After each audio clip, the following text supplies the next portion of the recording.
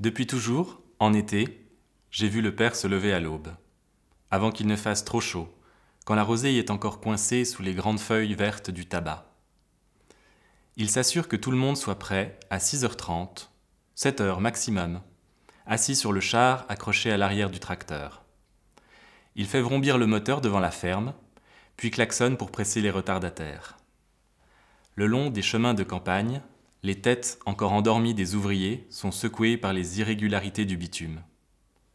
Au champ, il faut s'asseoir dans la terre brune et humide, en bout de ligne, les jambes en avant, les fesses mouillées après quelques instants, les ongles très vite remplis de crasse. La poisse coule du tronc et colle aux doigts. L'odeur envoûtante de la plante envahit les environs de M durant toute la saison. Je déteste cette odeur. Je fais tout pour éviter d'aller cueillir le tabac. Ma parade, cuisiner. Passer la matinée à préparer le repas du midi pour tout le monde. Les lignes sont interminables, rythmées de part et d'autre par les plantes immenses, dressées jusqu'à 2 mètres de haut en fin de saison, début septembre, et surplombées par de petites fleurs roses. Il faut arracher les feuilles une à une, et on entend le craquement sec de la tige que l'on détache du tronc. De ces feuilles, il faut faire des tas, et surtout ne pas les soulever trop haut, sans quoi elles s'accrochent aux autres feuilles pas encore cueillies et se collent les unes aux autres. Alors elles pourraient s'abîmer. Les mouvements sont répétitifs. Détacher une feuille, puis une autre, puis encore une, à gauche, à droite, et faire des piles, faire avancer les piles, et avancer son corps, puis recommencer. Une fois la ligne parcourue, se lever, rebrousser chemin pour ramasser les tas. La rosée s'accroche aux vêtements déjà humides, et il faut se faufiler dans cette jungle verte immense. Chaque tas, pris à même le sol, est porté sur les épaules jusqu'au bout de la ligne. Là, le char attend, on le chargera, tas par tas, pour ensuite le ramener au hangar avant qu'il fasse trop chaud, avant que la rosée se soit complètement évaporée et que la chaleur étouffante rende le travail au champ insoutenable. Ensuite, détasser les feuilles et les enfiler une à une, les faire passer manuellement dans une machine qui percera la cueillette du jour d'une ficelle blanche, puis nouer solidement ce cordon blanc à chaque bout d'une latte en bois. Faire attention à ne pas se blesser avec une écharde. Incisées à chaque bout, les lattes sont suspendues au toit du hangar par des cordes brunes bien plus épaisses que les ficelles. À partir de ce moment-là, le père régule l'humidité ambiante grâce au volet d'aération. Il attend patiemment que la chaleur fasse son travail, d'abord brûlante, puis plus calme, de l'été jusqu'à l'automne, et enfin l'hiver, quand il doit trier les feuilles une à une. Alors, c'est le même chemin qu'il fait, mais à l'envers.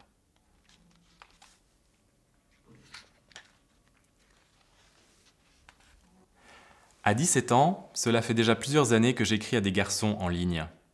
Lorsque j'ai le temps, lorsque je suis seul, je me glisse le long du corridor qui sépare l'entrée de la ferme de notre maison. Attenant au couloir carrelé, éclairé par un œil de bœuf au-dessus de la porte d'entrée, le bureau. C'est en fait la chambre du frère. Il n'y est jamais. Il travaille comme mécanicien. Ses journées sont fatigantes et le soir, il rejoint sa copine qui vit avec sa mère veuve. Ils sont plus au calme chez elle. L'ordinateur est dans ce bureau-chambre.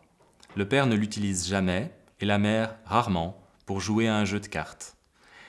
Malgré tout, une fois par an, elle en prend possession pendant quelques jours, au moment où elle doit s'occuper de la comptabilité de l'exploitation.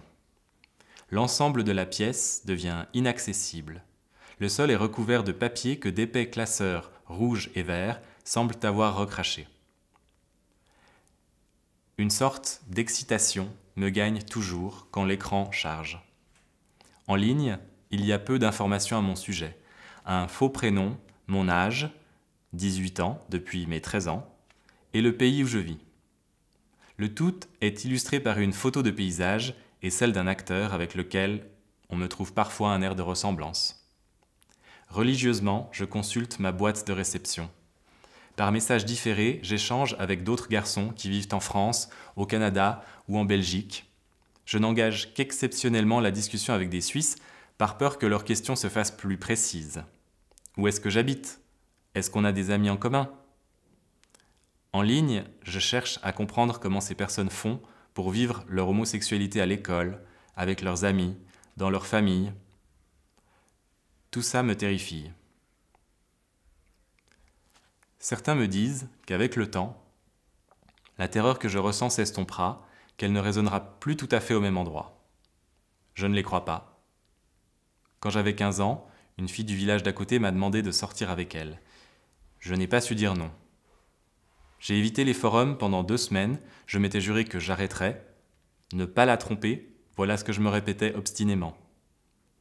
Mon abstinence digitale n'a pas été très longue, quelques jours tout au plus. L'appel de l'ordinateur a été le plus fort. Quand j'ai mis fin à notre amourette, elle a été triste. J'ai été soulagé. C'est comme ça que j'ai rencontré K, en ligne. On y parle de nos quotidiens, de nos amis. Il dit qu'il apprécie mes messages, qu'il me trouve drôle. Il est à l'université. Avant de commencer ses études, il a passé une année sabbatique en Asie et a publié les images de son périple sur un blog que j'ai lu avec voracité. Je l'ai trouvé beau sur ses clichés. Avec lui, les choses se sont passées de manière différente. Une forme de confiance s'est installée. J'ai laissé nos échanges devenir une sorte de routine dans mon quotidien. Il vit dans un village à côté de M. Un soir, je lui ai envoyé une photo de mon visage. Il a dit que j'étais mignon. Ensuite, est-ce que je pourrais avoir ton numéro ? Je m'y attendais un peu. D'autres personnes m'avaient déjà posé la question. Jusque-là, j'avais toujours refusé. Mélange de peur et de regret. Curieusement, j'ai accepté pour K. Par quelques caractères sur cet écran d'ordinateur, il a su abattre des défenses que je jurais infranchissables. Sans vraiment comprendre pourquoi, j'ai permis à ce monde digital de déborder sur l'autre, sur ma vie à M. Baptême. Papa m'a tenu par la main tout le long de la cérémonie. C'était le petit Vlad qu'on baptisait. Il était minuscule, enveloppé dans une serviette en satin. Sa maman l'a déshabillé sur une table en bois. Le pope avait une longue barbe grise et un énorme crucifix en or qui rebondissait sur son ventre. Il a posé ses lunettes sur sa Bible avant de prendre dans ses bras le petit Vlad. Subitement, il l'a plongé dans un énorme bassin de bronze en forme de calice à 3 reprises. Vlad a hurlé de toutes ses forces. Il a ensuite été vêtu de blanc. Ses pleurs se sont mêlés aux chants et aux prières. Avant de sortir, papa m'a porté pour que j'embrasse le petit Vlad. Au fond du cœur, il y avait un cadre, un portrait, une icône. Son visage brillant attirait mon attention. Son teint était clair, son voile à la fois bleu et violet. Ses yeux luisaient, des étoiles d'argent scintillaient autour d'elle. Elle n'était ni une fée, ni une reine. Elle était la souveraineté. Je l'ai regardée et elle m'a vue. La grande Immaculée. Quand je traverse la longue nef, j'incline légèrement ma tête. Je suis remplie par sa présence. Une sensation de chaleur se dépose doucement en moi. Avec ma main droite, je touche le sommet du crâne, le front, le sternum, le nombril. Je frôle ensuite l'arrêt de mes fesses. C'est ainsi que je me signe. Papa m'avait appris à le faire en tapotant le front, le sternum, puis l'épaule droite et gauche, et non l'épaule gauche puis droite. La grande Immaculée se tient assise sur son trône. Elle regarde vers la voûte en tendant la paume de ses mains. Des pierres précieuses sont incrustées dans les tissus qui la parent. Une force magnétique en émane. Quand je sors, c'est à reculons, car il ne faut jamais se retourner devant elle.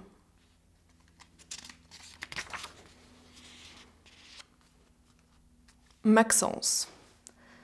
Maxence annule le rendez-vous de ce soir. Il a un dîner. Il m'écrit « Une prochaine fois ?» Je réponds avec cette même formule que je sers à tous. « Écris-moi quand t'es dispo. » Je prends conscience que j'ai vécu ces derniers jours avec lui. Il m'a accompagnée partout jusqu'au sommeil. Je me suis empoisonnée avec des projections. J'ai comblé le vide de l'attente en me faisant des films. Je savais pourtant qu'il annulerait. Maxence me laisse ce soir dans un vide que je cherche instantanément à remplir par un chat ou une baise, par quelqu'un de disponible, pourvu que j'oublie ce rien qui me noie et qui me tue. Le psychiatre. Le café est étroit, les va-et-vient bruyants. Un petit escalier mène à un coin plus en hauteur. C'est là que je m'assieds. Le patron me propose des assortiments de choux à la crème, fèves tonka, caramel au beurre salé, chocolat noir. Le psychiatre arrive. Il est souriant, cultivé. Il m'a accosté au parc en me proposant ce rendez-vous. Il pose son béret sur la table. Soigneusement, il place son long manteau beige sur sa chaise. Il s'exprime avec jovialité. Il me parle de sa passion pour la voile, qu'il pratique en Méditerranée. Il a étudié l'ethnologie avant de faire médecine. Son cabinet n'est pas loin. Je l'écoute très attentivement. J'essaye de comprendre ce qu'il veut. Sur un petit carton, il note pour lui-même notre prochain rendez-vous. Il prend l'addition et paie à la caisse. Il me fait un signe de la main en sortant.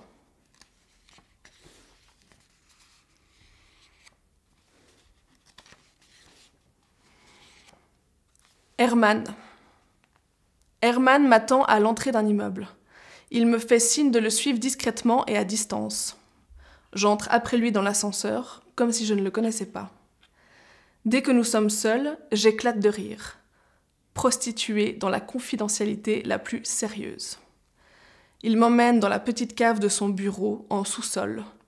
On y accède par un parking. Chauve et dépourvu de sensualité, Herman bande froidement. Dans la pénombre, je me mets torse nu sur le sol en béton. Lui ne se déshabille pas. Sa braguette ouverte suffit pour qu'il soit tout entier mâle, à l'inverse de ma féminité qui doit se donner avec plus de peau. Debout et de dos, j'écrase ses mocassins pour m'élever vers lui et sentir son menton appuyé sur mon crâne. Un contact supplémentaire à son sexe dans mon antre. Il veut que je jouisse et vérifie si je l'ai bien fait, comme la supervision d'un collègue de travail. Cette bienveillance est la raison pour laquelle j'aime revenir. Et peut-être aussi pour ce menton au-dessus de mon crâne. Il y a une rangée de rouleaux de papier toilette qu'il utilise pour nettoyer le sol. Des classeurs, des dossiers et d'autres prétextes pour descendre sont empilés sur des étagères à droite de la porte. Sa voiture est garée à côté de l'entrée de la cave. Il fait semblant d'ouvrir la portière au moment où je pars. Quand je lui propose de venir chez moi, c'est sa petite cave qu'il préfère, car il n'a jamais beaucoup de temps.